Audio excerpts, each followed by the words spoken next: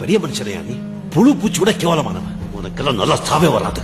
யாரை கேட்டு நீங்கள் வந்து இப்போ அந்த தமிழ் டப்பிங்கில் இருக்க ஸ்பைடர்மேன் வாய்ஸை மாற்றினீங்க? உங்களுக்கு யார் அந்த ரைட்ஸ் கொடுத்தது? ரொம்ப ரொம்ப ஒஸ்ட்டு, சீரியஸாக ரொம்ப ஒஸ்ட்டு. கிட்டத்தட்ட வந்து நம்ம ஒரு 10 வருஷமாக வந்து ஸ்பைடர்மேனுக்கு ஒரு வாய்ஸை வந்து நம்ம ஃபாலோ பண்ணிட்டு வரோம். ஸோ அதை வந்து இப்படி ஒரு படத்தில் அவங்க டக்குன்னு மாற்றுறது வந்து அதை ஏற்றுக்கவே முடியாது.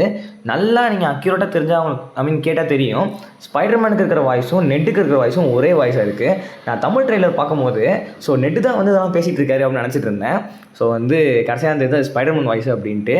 ஆனால் நமக்கு ஒருத்தர் தெரியும், ரொம்ப மோசமான விஷயம் நடக்க போகுது. அதை தடுக்க ஒரே வழி, எல்லாரும் என்ன மொத்தமா மறந்தா. சூத்தமுன்னு ஒரு இடத்துல உட்கார மாட்டேனா நீ? சோத்தத்தான துண்ற. சொன்னதை மட்டும் செஞ்சு தொலை. So please Tamil dub team உங்கள்கிட்ட நான் கெஞ்சி கேட்டுக்கிறேன், பழைய வாய்ஸ் ஆக்ட்ரஸே உள்ளே கொண்டு வாங்க. ஏன்னா வந்து இந்த என் கேம் மாதிரி ரிசீவ் பண்ணிடாதீங்க. இப்படிலாம் பண்ணிருந்தீங்கன்னா அப்புறம் தமிழ் டப் மேலே இருக்கிற அந்த ஒரு மோகம் போயிடும். நானே இங்கிலீஷில் பார்க்கலாம் முடிவு பண்ணிட்டேன், நீங்கள் இதே ஃபாலோ பண்ணீங்க அப்படின்னா.